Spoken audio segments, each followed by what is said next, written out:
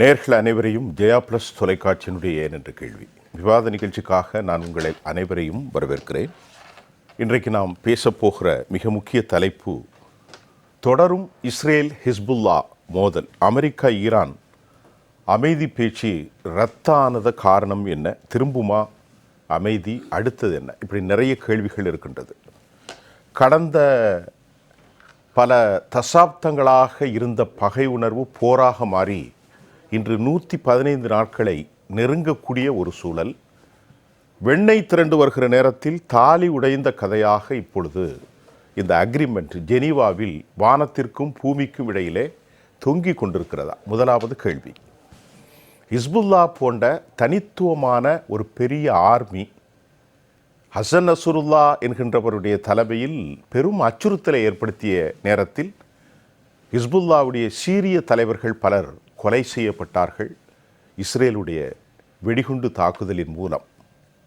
தற்போது ஹிஸ்புல்லாவுடைய நயீம் கசம் என்று சொல்லக்கூடிய புதிய தலைமை பொறுப்பேற்று ஈரானுடைய ஆதரவு பெற்ற இந்த பிராக்சி குரூப்புகள் இவர்களை அழிக்கும் வரை தாங்கள் ஓயப்போவதில்லை என கடும் போக்குவாதிகள் இஸ்ரேல் யூத சியோனிச தலைவர்கள் கொக்கரிக்கு இருக்கிற நேரத்தில் அமெரிக்க அதிபர் டொனால்ட் ட்ரம்ப் அவர்களுக்கும் ஈரானிய உச்சபட்ச தலைமை முஜித்தபா கமேனிக்கும் இடையிலே இந்த அக்ரிமெண்ட்டு உலக சமாதானத்தை நோக்கி எட்டக்கூடிய துளிகளில் MOU என்று சொல்லக்கூடிய அந்த புரிதல் ஒப்பந்தம் கைச்சாத்திடப்பட்டு விட்டது. தற்போது ஹெர்முஸ் வளைகுடா இழுத்து கதவடைப்பு செய்யப்பட்டிருக்கிறதா? இதனுடைய நீண்டகால நிலை என்ன? இந்த போரின் மூலம் உலகின் மாபெரும் சக்தியாக மத்திய கிழக்கில் உருவெடுத்திருக்கிறதா புதிய ஒரு ஆட்சி? நிறைய கேள்விகள் நம்முடைய ஆளுமைகளோடு இப்பொழுது பேச கதைப்பதற்காக நாம் அமர்ந்திருக்கிறோம். இன்றைக்கு நம்மோடு உலக செய்தி பகுப்பாய்வாளர் தோழர் கஸ்ஸாலி அவர்கள் இணைகிறார். அவரை வரவேற்கிறேன். சர்வாங்க. அரசியல் விமர்சகரும் சர்வதேச செய்தியாளருமாகிய திரு நாதன் அவர்கள், அதை போன்று வெளிவிவகாரத்துறை மற்றும் பாதுகாப்புத்துறை நிபுணர் சகோதரர் சந்திரமோகன் பாலாஜி இவர்களோடு எங்களோடு இணைய காத்திருக்கிறார். இன்னும் சற்று நேரத்தில் மே 17 இயக்கத்தினுடைய தோழர் திருமுருகன் காந்தி அவர்களும் இணைய இருக்கிறார். உங்கள் அனைவரையும் வரவேற்கிறேன். திரு நாதன், நீங்கள் ஆரம்பிங்க. இந்த போரின் போக்கை எப்படி பார்க்குறீங்க? இந்த போர் அமெரிக்கா எந்தவித காரணமும் இல்லாமல் ஈரான் மீது தொடுத்த ஒரு போர் தான். சரி. ஏன்னா ஈரானை பொறுத்தவரை அமெரிக்காவிற்கு எந்த விதமான ஆபத்தும் ஏற்படுத்தக்கூடிய ஒரு நாடாக அணுகுமுறையோ எதுவும் கொண்டிருக்கவில்லை. இந்த போரே இஸ்ரேலின் நலன்களுக்காக அமெரிக்கா ட்ரம்ப் இழுத்து விடப்பட்ட போர் தான். அமெரிக்காவும் இஸ்ரேலும் அவர்கள் நினைத்த அந்த இலக்குகள் எதுவும் இந்த போரில் அடைய முடியலை. ஃபஸ்ட்டு ரெஜிம் சேஞ்ச், ஆட்சியாளர்கள் மாற்றம் வேணும்னு நினச்சாங்க, அது நடக்கலை. அணு உலைகளை முற்றிலும் முடக்கம் செய்யணும்னு நினச்சாங்க, அதுவும் முடியலை. இப்போ செறிவூட்டப்பட்ட யுரேனியத்தை நீங்கள் எங்களுக்கு கொடுக்கணும் அப்படின்றது அவங்க அந்த 60 நாள் பேச்சுவார்த்தை அஜெண்டாவில் வச்சிருக்கிறாங்க. அடுத்தது ஈரானுடைய அந்த மிசைல் ஏவும் திறன், அதை அழிக்க வேண்டும் என்று நினைத்தார்கள், அதுவும் அழிக்க முடியலை. இப்படி ஈரான் மீது அவர்கள் என்னென்ன நோக்கங்கள் கொண்டிருந்தார்களோ அது எதுவும் நடக்கவில்லை. பன்னாட்டு சட்டங்களுக்கு, ஐநா சாசன விதிகளுக்கு எதிராக ஈரான் மீது ஒரு ஆக்கிரமிப்பு ரீதியாக தொடுக்கப்பட்டது தான் இந்த போர். இது ஒரு காலகட்டம் கழித்து பிப்ரவரி 28 போர் ஆரம்பிக்குதுன்னா ஒரு மாதத்துக்கு பிறகு தான் அமெரிக்காவுக்கு உணர ஆரம்பிக்குது எதற்காக இந்த போரில் ஈடுபட்டோம், இதில் என்ன சாதித்தோம் என்று ஒன்றுமே இல்லை. மாறாக ஈரான் ஒரு மாஸ்டர் ஸ்ட்ரோக் பண்ணுது. என்ன பண்ணுச்சு? வளைகுடா நாடுகள், அமெரிக்காவினுடைய இராணுவ தளங்கள் இருக்கக்கூடிய வளைகுடா நாடுகள், துபாய், கத்தர், UAE, சவுதி அரேபியா, ஓமன், எல்லா நாடுகளில் இருக்கக்கூடிய இராணுவ தளங்களை தாக்கியது. அடுத்த மாஸ்டர் ஸ்ட்ரோக்கு ஹோர்முஸ் நீரிணை கடல் பகுதியை மூடியதுனால உலகினுடைய கச்சா எண்ணெய், இயற்கை எரிவாயு 1/5 போக்குவரத்து தடுத்து நிறுத்தப்பட்டது. இதனுடைய விளைவுகள் உலகம் முழுவதும் எதிரொலிக்க தொடங்கின. அந்த நிர்பந்தம் காரணமாகத்தான் இன்று அமெரிக்கா இந்த பேச்சுவார்த்தைக்கே வந்தது. இதுதான் அவருடைய ரொம்ப அழகா வடிவமைச்சிட்டீங்க. அமெரிக்கா முதல்ல 42 நாள் போர், அதற்கு பிறகு இப்போ தொடங்கியது. ஏற்கனவே 12 நாள். Epic fury, freedom project freedom, Epic fury 2.0. இதில் அமெரிக்கா புலிவாலை பிடித்த கதையாக சிக்கப்பட்டு கொண்டதா? கண்டிப்பாக. எப்படி அப்படின்னு சொன்னா, இந்த போருக்கு பிறகு பார்த்தீங்கன்னா நேட்டோ பிளவுன்னு இருக்கிறது. சரி, ஐரோப்பிய நாடுகள் எதுவும் அமெரிக்காவினுடைய சப்போர்ட்டுக்கு வரல. இவங்க கேட்டு பார்த்தாங்க, ஹோர்முஸை திறப்போம், நீங்க உங்க கடற்படையை எல்லாம் அனுப்புங்க அப்படின்னு. அது வெளிப்படையாக யாரும் அனுப்பவில்லை. சொல்ல போனா ஸ்பெயின், இத்தாலி போன்ற நாடுகள் எதிராகவே பேச தொடங்கி, நாங்க அனுப்ப முடியாதுன்னே சொல்லிட்டாங்க. அப்ப நீங்க உக்ரைன் போருக்கு வரைக்கும் நேட்டோ என்பது ஒரு சாலிடான ஒரு இராணுவ அமைப்பாக இருந்தது. அமெரிக்காவினுடைய மேலாதிக்கத்தை நிலைநிறுத்தும் அமைப்பாக இருந்தது. அது இப்போ உடைசல் விழுந்து விட்டது. யாருமே நமக்கு துணைக்கு வரல, தனித்து விடப்பட்டிருக்கிறோம் அப்படின்ற நிலை அமெரிக்கா இந்த போரில் அடைந்திருக்கிறது. ஒரு பெரிய தோல்வி. இன்னொரு முக்கியமான கேள்வி, மத்திய கிழக்கில் இனி அமெரிக்காவுடைய ஆதிக்கம் செல்லுமா? அடுத்து உருமாற்றம் அடையும் மத்திய கிழக்கினுடைய அரசியல் தன்மை திருநாதன். மத்திய கிழக்கை பொறுத்தவரை கண்டிப்பாக அமெரிக்காவினுடைய அந்த மேலாதிக்கம் ஒரு முடிவுக்கு வரும். ஏன் அப்படின்னு சொன்னா, அமெரிக்க இராணுவ தளங்களை வைத்திருந்தால் நம்ம நாடுகளுக்கு பாதுகாப்பானது என்று வளைகுடா நாடுகள் நினைத்தன. அந்த நினைப்பு ஈரானுடைய தாக்குதலால் தகர்க்கப்பட்டிருக்கின்றது. இதை அவர்கள் எதிர்பார்க்கவில்லை. அடுத்ததாக, இந்த இராணுவ தளங்கள் வைத்திருந்தால்தான் நமக்கு ஆபத்து அப்படின்ற நிலையை நோக்கி அவர்கள் நகரக்கூடும். அதாவது அமெரிக்காவோட உறவு வைத்தால சிக்கல் நினைச்சிருவாங்க. இல்லைன்னா ஈரான் தாக்க வேண்டிய அவசியம் இல்லையே. அமெரிக்காவோட உறவு இருக்கிறது பாதுகாப்பு நினைத்த காலம் மாறுது. அடுத்ததாக சீனா, ரஷ்யா இது போன்ற நாடுகளில் வர்த்தகம் செய்கிறது. இப்ப சீனாவுக்கு ஈரானுடைய 70-80% எண்ணெய் போக்குவரத்து நடக்குது. இதை மற்ற வர்த்தக போக்குவரத்தும் சீனாவோட நெருங்கி நடக்கலாம். அமெரிக்காவினுடைய டாலர் தான் இன்னைக்கு பெட்ரோ டாலர் என்ற அந்த பரிவர்த்தனைக்கு முக்கியமான காரணம், மிகப்பெரிய காரணம். ஆமா, அதில் ஒரு மாற்றம் வரலாம். இப்படி பல அபாயங்கள் அமெரிக்காவை சுற்றி நடந்துகிட்டு இருக்குது. சிறப்பான கருத்தை வச்சிருக்காரு. ஒரு 5 நிமிஷத்துல இந்த ஒட்டுமொத்த பரிணாமத்தையும் திருநாதன், சர்வதேச பகுப்பாளர் திரு கசாலி. சரி, இப்போ அமெரிக்கா வெற்றியா தோல்வியா அப்படின்னு கேட்டோம்னா அமெரிக்கா தோல்வி அடையலை. எப்படி சொல்றீங்க? ஆமாம், என்னென்னா இப்போ நீங்கள் உலக அளவில் இப்போ நம்மளுடைய பார்வை மிடில் ஈஸ்டில் மட்டும், ஓகே, மத்திய கிழக்கில் மட்டும் நம்ம பார்த்தோம்னா அமெரிக்கா தோல்வி முகத்தில் இருக்குது. சரி, ஓகே, சரி. வைடாக மொத்தத்துக்கு பாருங்கள், அமெரிக்கா பிளான் பண்ணுது. எப்படி? அதான் இப்போ நீங்கள் கரெக்டாக யோசிச்சு பாருங்கள். கடந்த ஒரு 4 வருஷத்துக்கு மேலே யுக்ரைன் மூலமாக இஸ்ரேலை தனிமைப்படுத்தி அடித்து நொறுக்கி எல்லாம் பண்ண ட்ரை பண்ணிச்சு. அதுக்கு ஹெல்ப் பண்ணது கம்ப்ளீட்டாக யூரோப்பியன், அதாவது நேட்டோவிலேருந்து அமெரிக்காவிலேருந்து எல்லாம் பண்ணாங்க. ஓகே, அதில் உண்மையிலேயே ஒரு கட்டத்தில் ரஷ்யாவை காப்பாற்றினதே இவங்களோட ஷாஹித் ட்ரோன். எது? ஈரானோட ஷாஹித் ட்ரோன். ஷாஹித். ஓகே, அந்த ட்ரோன் நிறைய அனுப்பிச்சி விட்டு அதுதான் பெருசாக காப்பாற்றுச்சு. ஓகே, இப்போது கொஞ்ச நாள் விட்டதுக்கப்புறம் அப்படியே சரி, அது பக்கம் சண்டை கொஞ்சம் நடந்துக்கிட்டே இருக்கட்டும். ஏன்னா அமெரிக்காவோட மெயின் கோல் என்னென்னா எப்போவுமே ஒற்றை தலைமையாக தான் இருக்கணும். அதுக்கு பிரச்சனையாக இருக்கிறது நம்பர் 1 ரஷ்யா. அந்த காலத்து யுஎஸ்எஸ்ஆராக இருந்தால் கூட இப்போ ரஷ்யா, சைனா. இந்த பக்கம் பிரச்சனையோடு இருக்கிறது ஈரான்.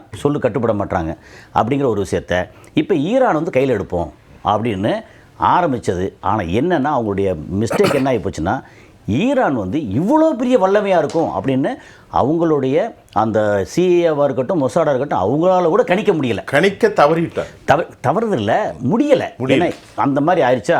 இப்போ என்ன ஆகி போச்சு, கடந்த ஒரு 4-5 நாளாக நீங்கள் பார்த்தீங்கன்னா இந்த அவசரமாக ஈரான் கூட இவங்க கையெழுத்து போட்ட அக்ரிமெண்ட்டுக்கும் யுக்ரைன்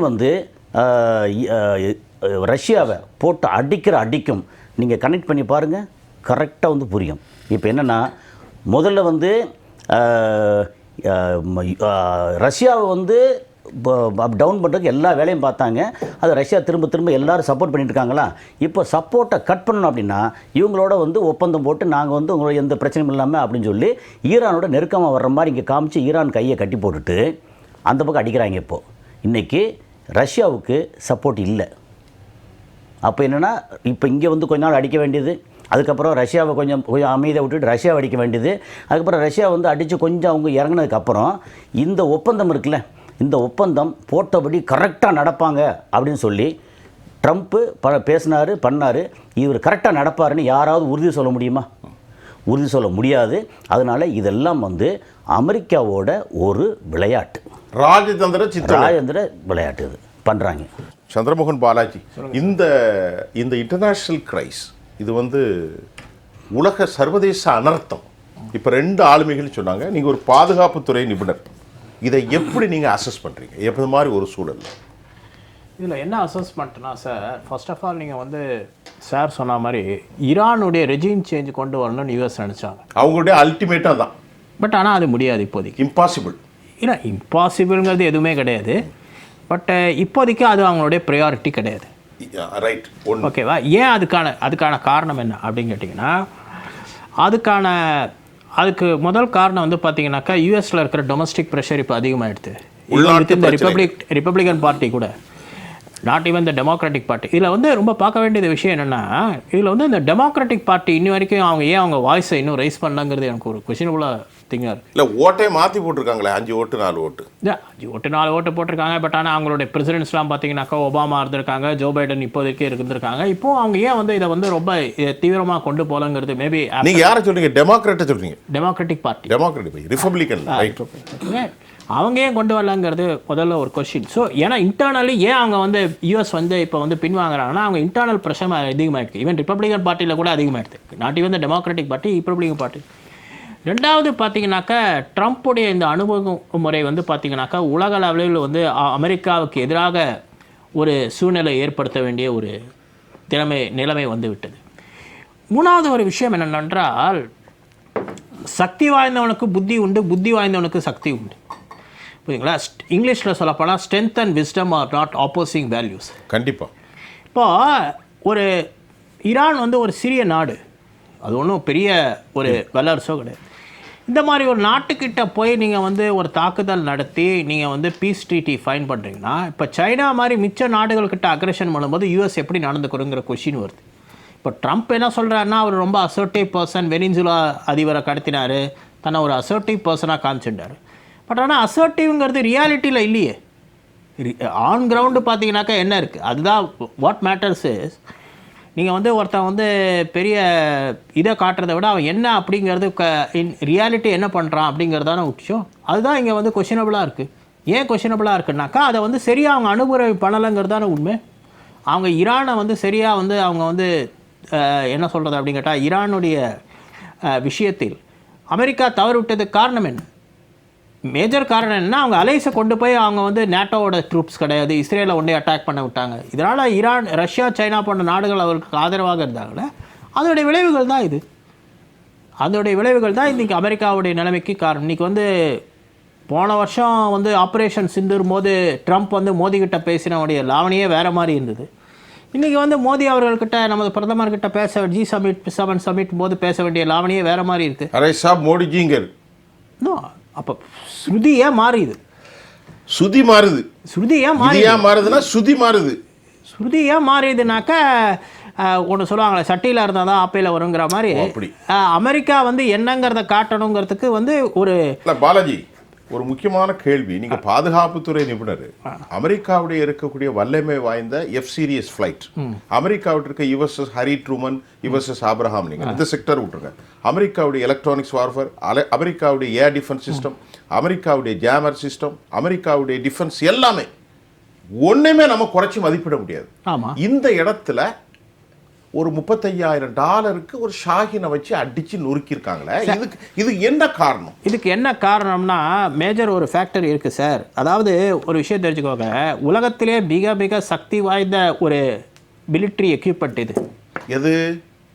எது நியூக்ளியர் வெப்பன்ஸோ சப்மரைன்ஸோ இல்லை ஏர்கிராஃப்ட்ஸோ கிடையாது. சரி, முக்கியமானது வந்து ஒரு நாட்டுடைய ஆர்மி இன்னொரு நாட்டுடைய ஆர்மிக்குள்ளே போச்சுன்னா அதுதான் வந்து முக்கியமான ஒரு சக்தி வாய்ந்த ஒரு விஷயங்கள்.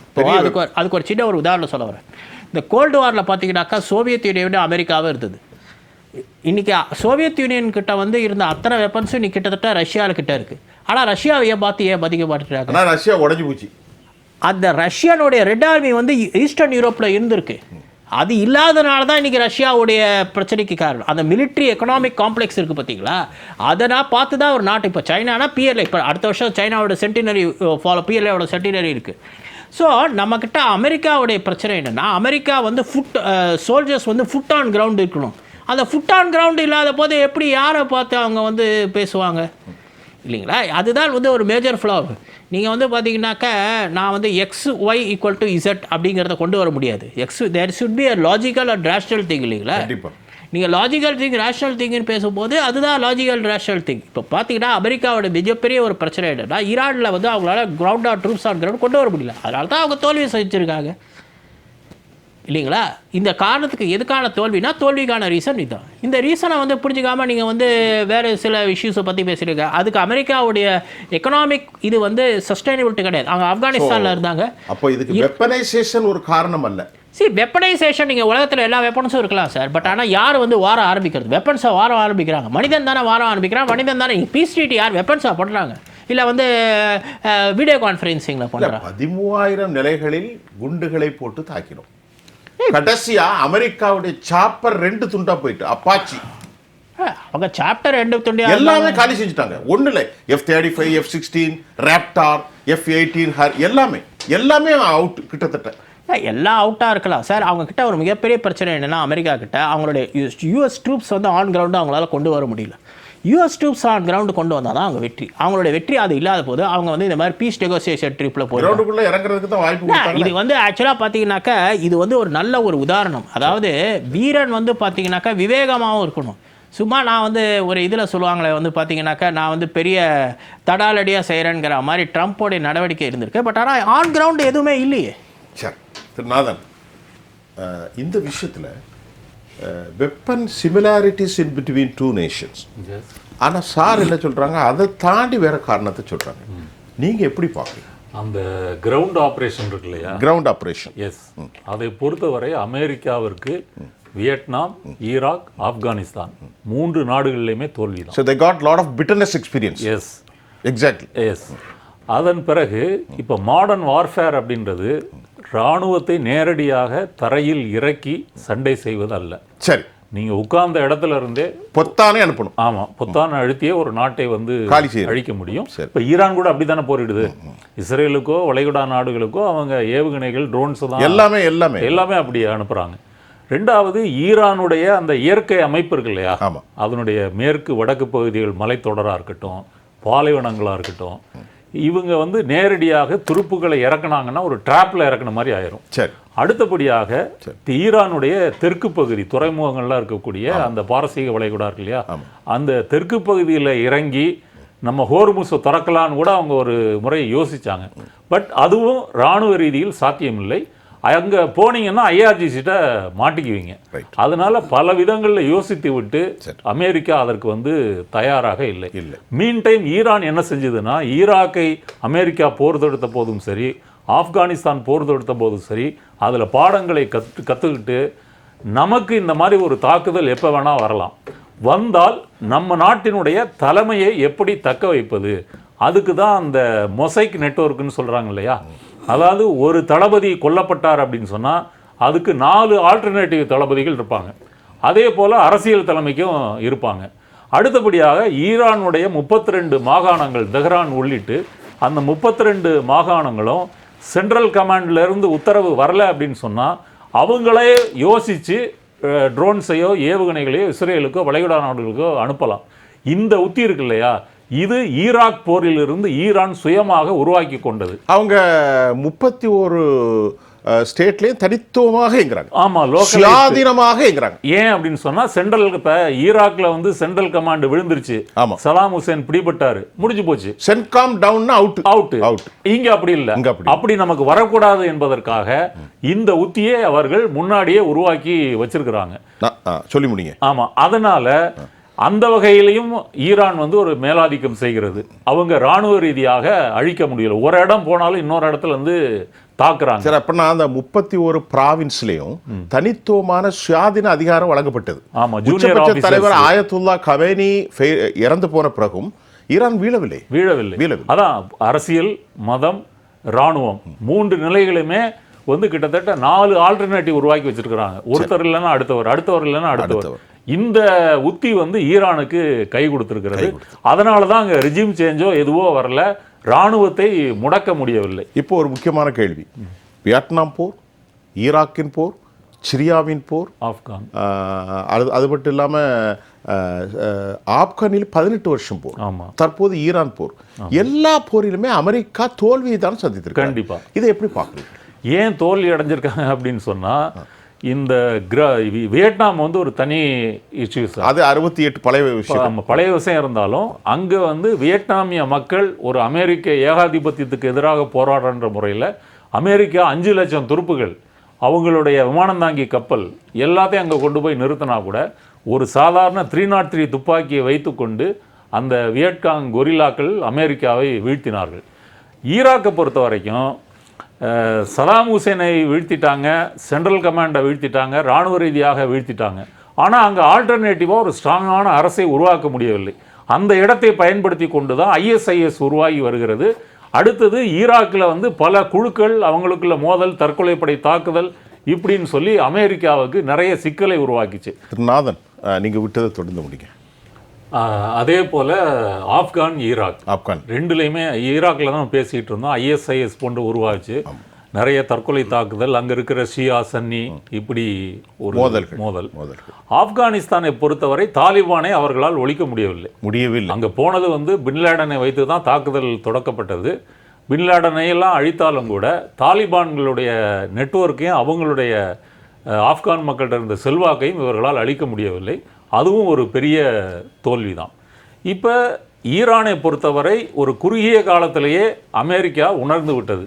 என்னதான் இப்போ ட்ரம்புடைய இப்போ பிரச்சனை என்னென்னா, தான் ஒரு ரிசல்ட் காட்டணும், ஒரு கெத்து காட்டணும் அப்படின்ற முறையில் நினைக்கிறாரே தவிர, தோல்வியே ஒரு உள்ளுக்குள்ளே அவருக்கு தெரியும், நம்ம தோல்வி அடைந்து விட்டோம் அப்படின்றது. அது உண்மைதான். ஆமாம். இல்லை, இப்போ நாதன் சார்ட்ட ஒரு கேள்வி, நிக்கோலஸ் மதுராவை தூங்கி கொண்டிருக்கும் போது 12 மணிக்கு ஒய்ஃபையும் கணவனையும் தூக்கிட்டு போயிட்டாங்க. ஆமாம். அதே மாதிரி ஒரு மிஸ்கால்குலேஷன் இதில். கண்டிப்பாக அதே மாதிரி இங்கேயும் அடிச்சிடலாம். வெனிசுலா மாதிரி இங்கேயும் ஈரானே அடிச்சிடலாம் அப்படின்ற மாதிரி நினைச்சாங்க.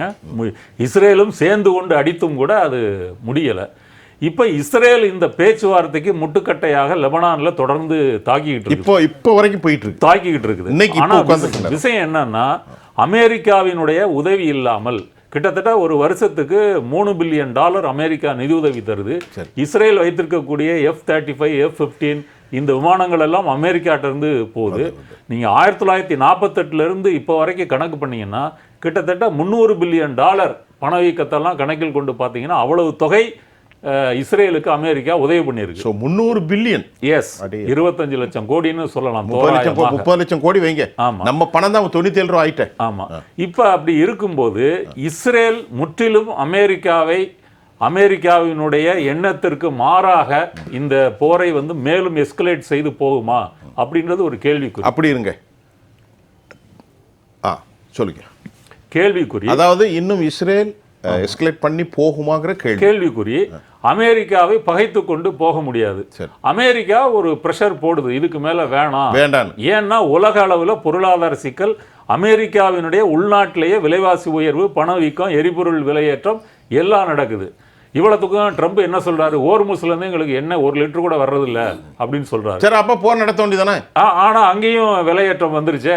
உலக அளவில் பிரெண்ட் ஆயில் என்ன ரேட்டோ அந்த ரேட்டு தான் அமெரிக்கா. இப்ப நான் என்ன கேட்கேன், அமெரிக்காவில் போதிய அளவிற்கு ஒரு அடிக்குட் அவங்களுக்கு என்ன தேவையோ இருக்கு. ஆனா ஹெர்மூஸ்ல அவங்களுக்கு எதுவும் இல்லைன்னா அவங்க ஏன் வந்து இதில் சிக்கப்படுறாங்க? என்ன பொருளாதார கிரஞ்சி சிச்சுவேஷன் என்ன இதுன்னா சார், சர்வதேச அளவில் இப்போ போருக்கு முன்னாடி வந்து ஒரு $70 இருந்தது அப்படின்னு சொன்னால், போரினுடைய பீக்கில் அது வந்து $120 வரைக்கெல்லாம் போச்சு. இப்போ சுவிட்சர்லாந்தில் பேச்சுவார்த்தை நடக்கிறதை ஒட்டி அது வந்து கிட்டத்தட்ட 80-77 அப்படின்ற ரேஞ்சுக்கு வந்திருக்கிறது.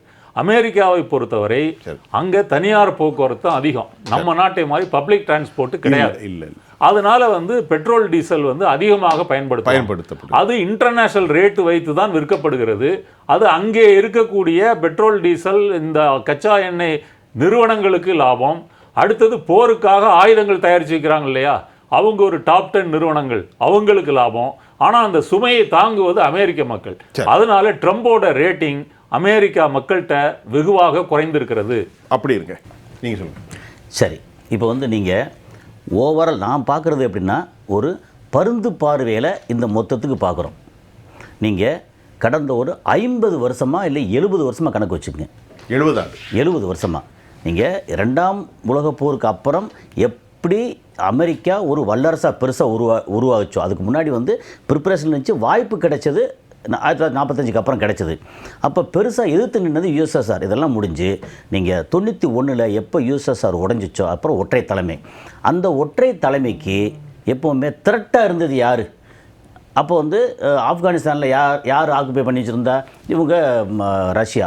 அப்போ ரஷ்யாவை விரட்டுறதுக்கு நம்ம கொஞ்சம் செலவு பண்ணால் இழந்தாலும் பரவாயில்ல, நாங்கள் போயிட்டு ரஷ்யாவை விரட்டினாங்க. அதுக்கப்புறம் அந்த தாலிபான் மக்கள் இவங்கள விரட்டிட்டாங்க. நம்ம வந்து லாஸ் மட்டும்தான் பேசுகிறோம். அதிலேருந்து என்ன மினரல்ஸ், என்ன இது, அவங்களுக்கான லாபம் என்ன அப்படின்னு எடுத்திங்கன்னா, ரஷ்யா வெளியே போயிடுச்சா?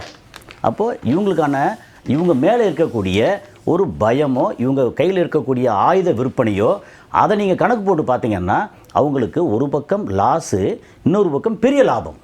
யாருக்கு சொல்றீங்க? அமெரிக்காவுக்கு. ஆமாம், அமெரிக்கா எப்போவுமே என்ன செய்வாங்கன்னா, அடுத்த 20 வருஷம் கழித்து இங்கே என்னென்ன நடக்க போகுதோ நம்ம என்ன செய்யணும் அப்படின்னு பிளான் பண்ணுறாங்க.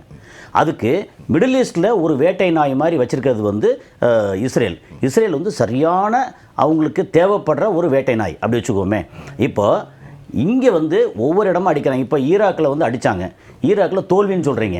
ஆனால் இன்றைக்கி ஈராக்கோட நிலைமை என்னென்னா, அங்கே உற்பத்தி ஆகக்கூடிய, அங்கே எக்ஸ்ப்ளோர் பண்ணக்கூடிய அத்தனை ஆயிலும் அமெரிக்கா கண்ட்ரோல் இருக்குது. ஆமாம், உண்மைதான்.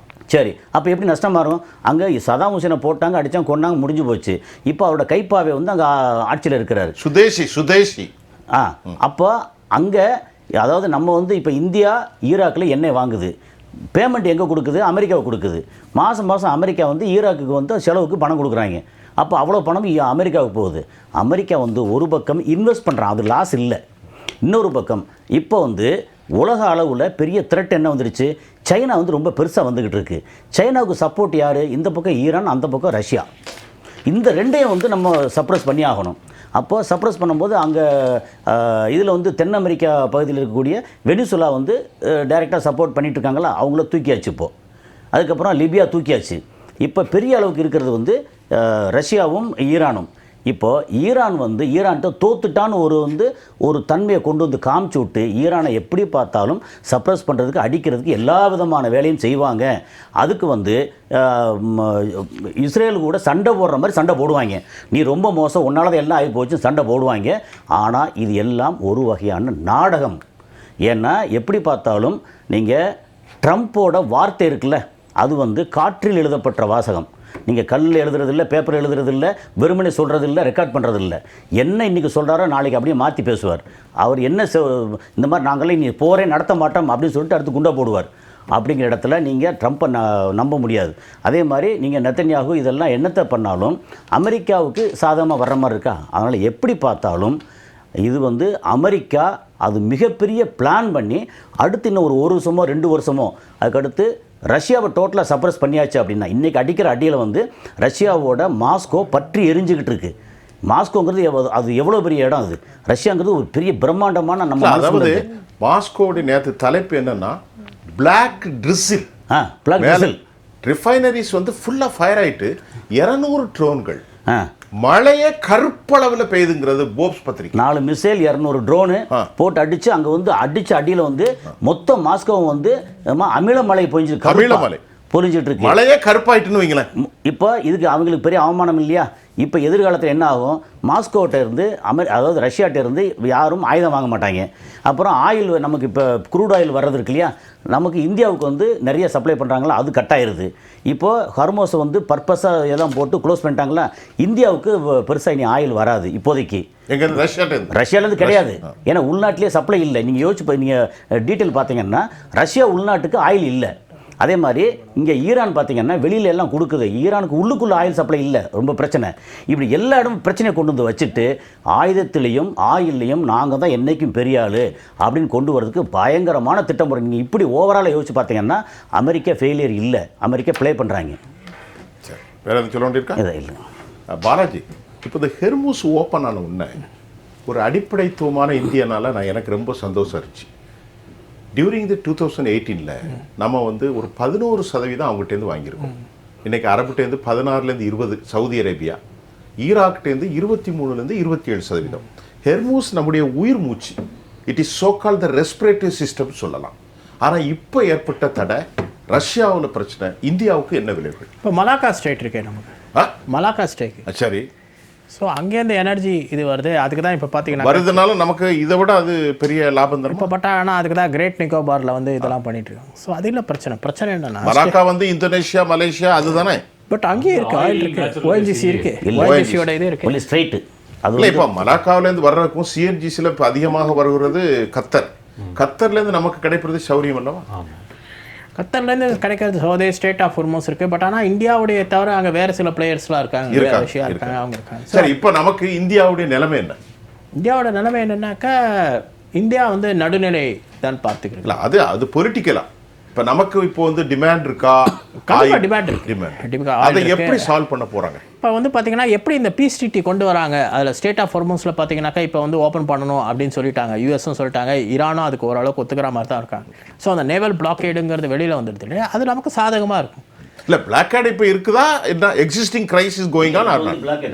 இருக்கு, பிளாக்கேட் இருக்கு, நாட் ஃபுல்லி ஆப்ரேஷன். இனி வந்து தகராறு வராதா? இல்லை, ஒரு நாள் 18ஆம் தேதி ஓப்பன் பண்ணி விட்டாங்க, 19ஆம் தேதி க்ளோஸ் பண்ணிட்டாங்க. ஆமாம், ஒரு நாள் தான் ஓப்பனில் இருக்கு. ஒரு நாள் தான். பட் ஆனால் அவங்க பிளாக்கேட் இருக்குது, பிளாக்கேட் என்ன செய்வாங்கங்கிறது தான் இப்போ கேள்விக்குறியான ஒரு விஷயம். அதனால் நமக்கு என்ன பாதிப்பாக இருக்குது? இங்கே இருக்கிற எல்பிஜி கேஸஸ் பார்த்தீங்கன்னாக்கா அதோட இன்க்ரீஸ் விலை அதிகமாக இருந்தது. ஸோ இந்த பிரச்சனைகள்லாம் இருக்குது. இந்த பிரச்சனைகள் எல்லாம் பார்க்கும்போது அதுக்கு தான் நம்ம வந்து அது தவிர இல்லாமல் 2 இந்தியன் செயலர்ஸையும் பார்த்தீங்கன்னாக்கா இப்போது அங்கே இருக்கிற ஒரு பிரச்சனைகளை நமக்கு இறக்க வேண்டியது. அந்த விஷயத்தை பிரதமர் மோடி அவர்கள் பார்த்தீங்கன்னாக்கா ட்ரம்ப் கிட்ட சொன்னார். ஸோ இந்த வாரனால நமக்கு நிறைய பாதிப்புகள் இருக்கிறது என்பதில் எந்த சந்தேகமும் இல்லை.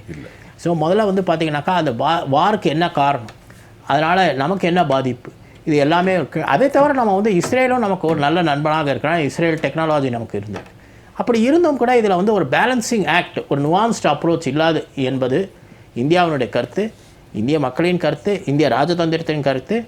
அதனால தான் பார்த்தீங்கன்னாக்கா இந்த பீஸ் ட்ரீட்டி, இந்த பீஸ் விஷயத்தில் நம்ம எந்த விதமான முன்னேற்பாடும் நம்ம செய்யவில்லை. அந்த விஷயத்துக்குள்ளே நம்ம அதிகமாக போகல. பாகிஸ்தானில் தான் இப்போ நெகோசியேஷன் போய் ஜெனீவாவில் நடக்கிறது. நம்ம ஏன் செயல்படவில்லை என்பதற்கு பலதரப்பட்ட காரணங்கள் இருக்குது. அது வந்து நம்ம மேபி நமக்கு தெரியாமல் இருக்கலாம், மேபி பேக் சேனல் நெகோசியேஷன்ஸில் என்ன நடந்தது நமக்கு தெரியாமல் இருக்கலாம், maybe not to the public.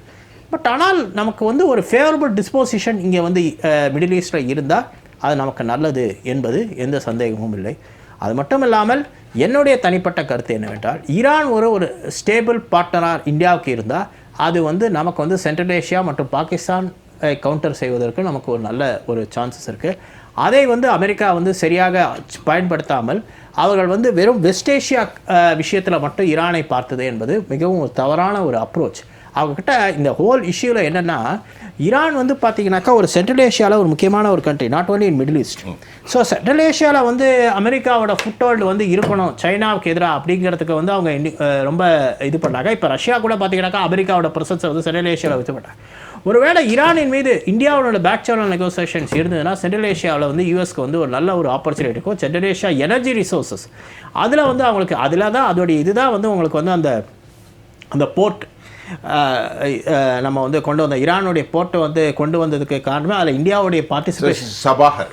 Chabahar போர்ட்டில் வந்து யூஎஸோட இன்வெஸ்ட்மெண்ட் நம்மளோட இது இருந்தது. அதோடைய காரணமே அதுதான். பட் ஆனால் அதை வந்து சரியாக புரிஞ்சிக்காமல் எடுத்தேன் கவுத்தேன் என்று இது மாதிரி செய்கிறது வந்து சரியான ஒரு நடவடிக்கை இல்லை, I think. But piece treaty கொண்டு வந்ததுக்கப்புறம், பீஸ் ட்ரீட்டி அமலாக்கப்பட்டதுக்கப்புறம் இதை வந்து திரும்பி இந்தியா வந்து ரீநெகோஷியேட் பண்ண வேண்டும் என்பது தான் என்னுடைய தனிப்பட்ட கருத்து. தொடர் கசாலி, நீங்கள் சொல்ல வந்தீங்க, சொல்லி முடிங்க.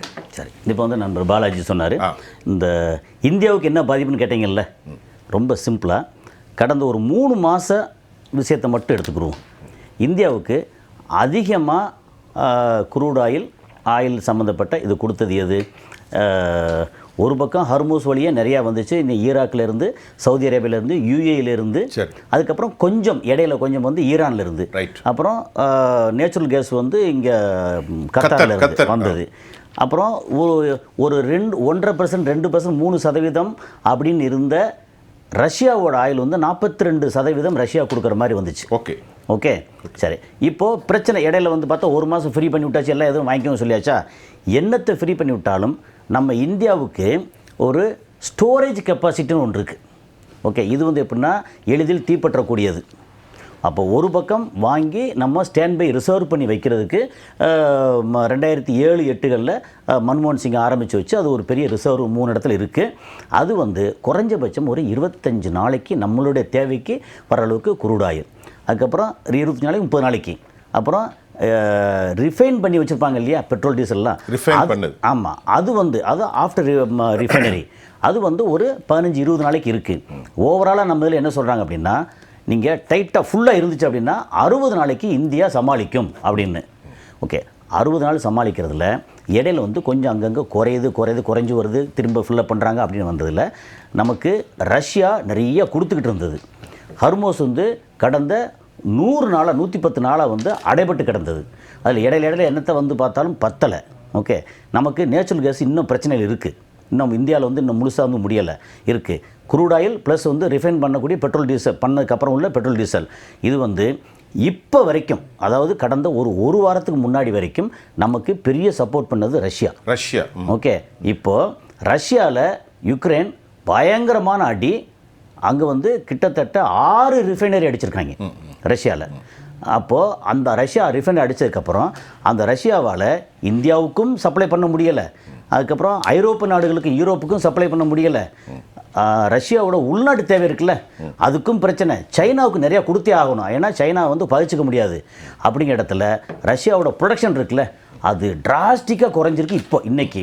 அப்போ என்னாச்சு, சைனா அதாவது இப்போ இவ்வளோ கிடைக்கக்கூடியதில் சைனாவுக்கு கொடுப்பாங்களா அல்லது இந்தியாவுக்கு கொடுப்பாங்களா? சைனாவுக்கு தான் கொடுப்பாங்க, அதான் ப்ரியாரிட்டி. அப்போ என்னாச்சு, இப்போ இந்தியாவுக்கு வரக்கூடிய குரூட் ஆயில் இருக்குல்ல அந்த வரத்து வந்து இப்போது வெனிசுலா வந்து கொஞ்சம் எக்ஸ்ட்ரா முன்னாடி விட எக்ஸ்ட்ரா கொடுக்குறாங்க இப்போ. ஆனால் அது நம்ம தேவை இருக்கல 88%, 12% வந்து இந்தியா 88% வெளியிலேருந்து வருதுல்ல, அந்த 88% நாட் ஈவன் 8% அங்கேருந்து வருது வெனிசுலா சைட்லேருந்து. ரொம்ப கம்மி தான், ரொம்ப கம்மி. அதுபோக தூரம் அங்கேருந்து கிளம்பி வந்து சேர்றதுக்குள்ளே பெரிய டைம். அது போக அதோட குவாலிட்டி இருக்குல்ல அதுக்கு ரிஃபைனரி வந்து ரொம்ப கஷ்டம். அது ரிஃபைன் பண்ணுறதுக்கு ரொம்ப டிஃப்ரெண்ட்டாக ரொம்ப கஷ்டம், ஏன்னா அதோட வெயிட் ஜாஸ்தி. இதெல்லாம் கணக்கு பண்ணி பார்க்கும்போது டென்சிட்டி கூடுது. இப்போ கணக்கு பண்ணி பார்க்கும்போது நம்மளோட மேஜர் சோர்ஸு அப்படின்னு எடுத்தாச்சுன்னா அரபு நாடுகள், அதில் வந்து இந்த சைடில் சவுதி அரேபியா எல்லாமே இந்த சைடில் வந்துச்சா. சவுதி வந்து ஒரு நாளைக்கு கிட்டத்தட்ட 2 கோடி பேரல் உற்பத்தி பண்ணது இப்போ 50-55 லட்சம் பேரல் தான் பண்ணிட்டு இருக்காங்க இப்போது. ஏன்னா அதை கொண்டு போகிறதுக்கு வழி இல்லாமல் அடைச்சி வச்சுருக்காங்க ஹர்மோஸை.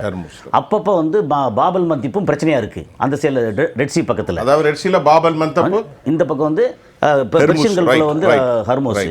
இந்த மாதிரி சூழலில் இந்தியாவோட ரிசர்வ் இருக்கு இல்லையா அது குறைஞ்சிக்கிட்டே இருக்குது. இந்த ரிசர்வ் வந்து இன்னும் ஒரு 15 நாள் தாண்டிச்சு அப்படின்னா நமக்கு பெட்ரோல் கிடைக்காதுன்னா கிடைக்கும், ரொம்ப கம்மியாக கிடைக்கும். ரேட்டு வந்து கண்டிப்பாக இதை விட இன்றைக்கி 107 ரூபா 108 ரூபா இருக்கிறது வந்து 130 140 ரூபாய்க்கு போனாலும் அது போக ஒரு வண்டிக்கு கணக்கு பண்ணிட்டு இதுக்கு மேலே கொடுக்கக்கூடாது. என்ன டீசலுக்கு அப்படி சொல்லியிருக்காங்க. இண்டஸ்ட்ரியல் இதுக்கெல்லாம் 90 நாளைக்கு ஸ்டாப் பண்ணி வச்சுருக்காங்க இந்தியாவில்.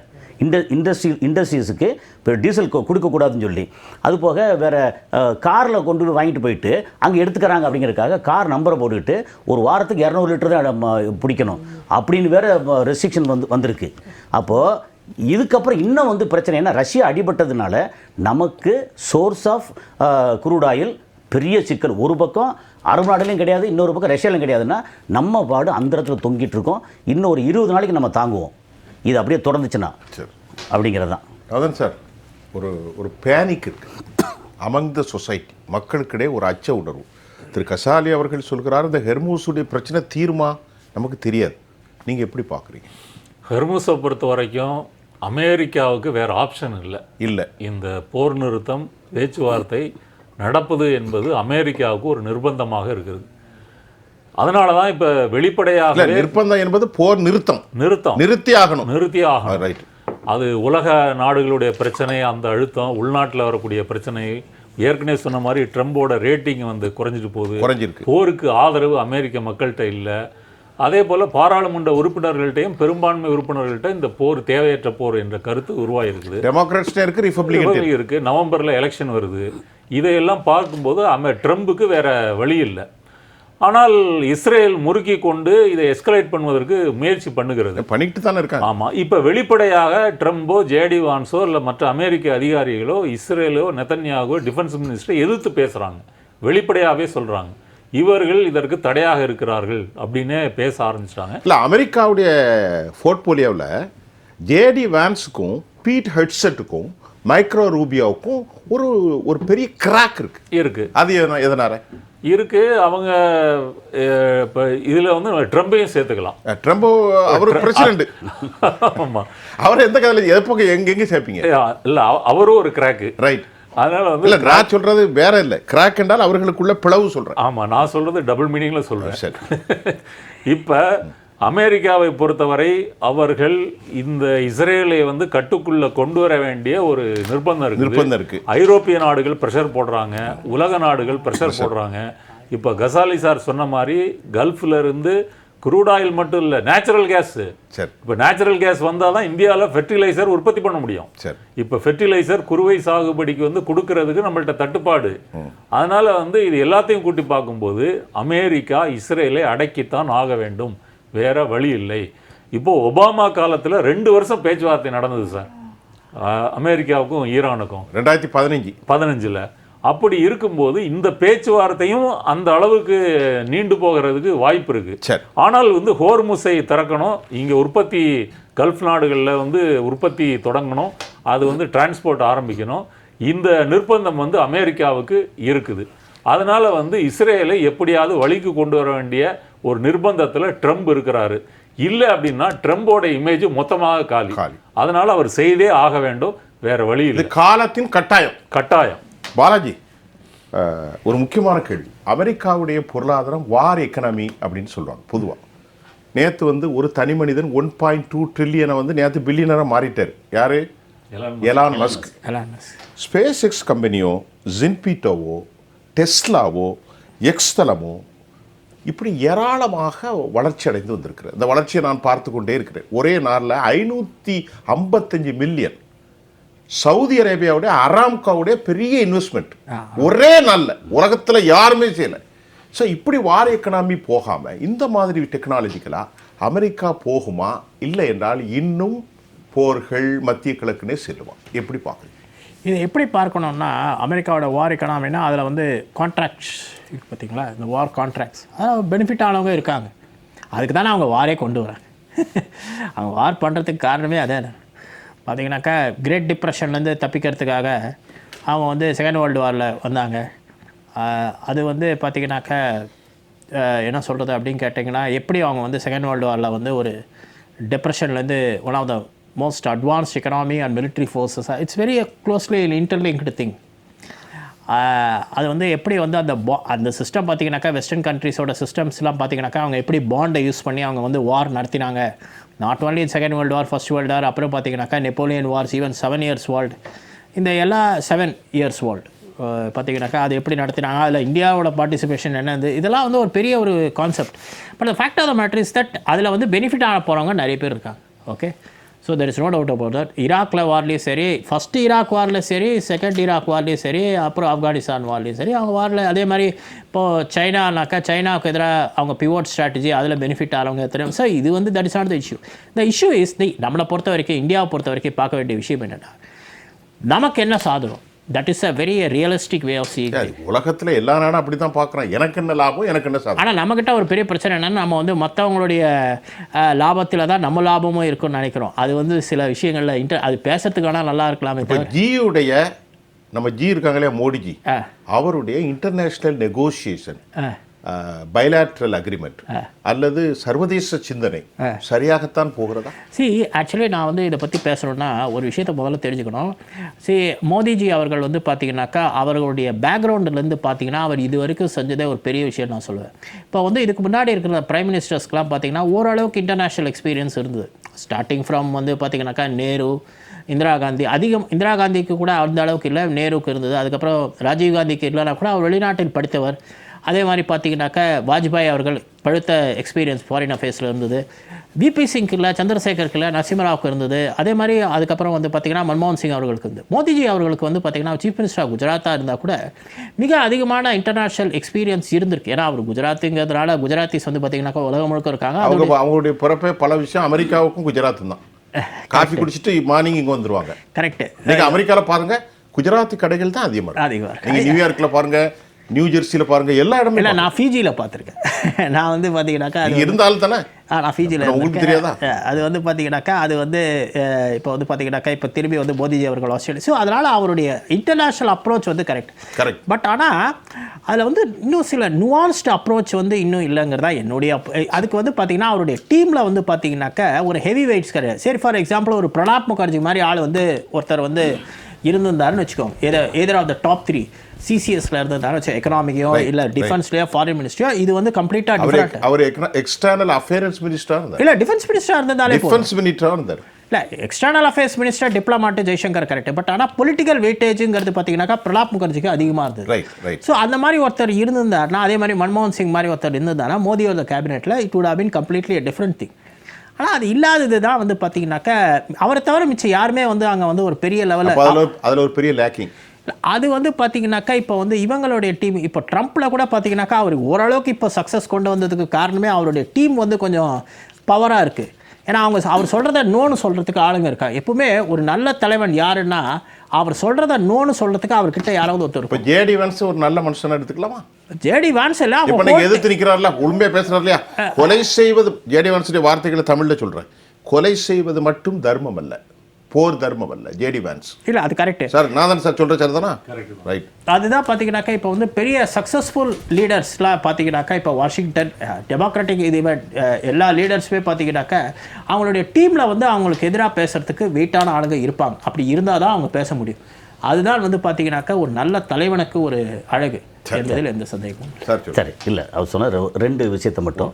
நம்பர் 1 வந்து அமெரிக்காவில் இது கேட்டீங்க, ஜேடி வான்ஸ் அண்ட் ட்ரம்ப் ஒரு சைடாகவும் இவருடைய பீட்டர் சேர்த்து அப்புறம் மார்க்கோ ரூபியோ இவங்க எல்லாம் இன்னொரு பக்கம்னா ரொம்ப சிம்பிள்.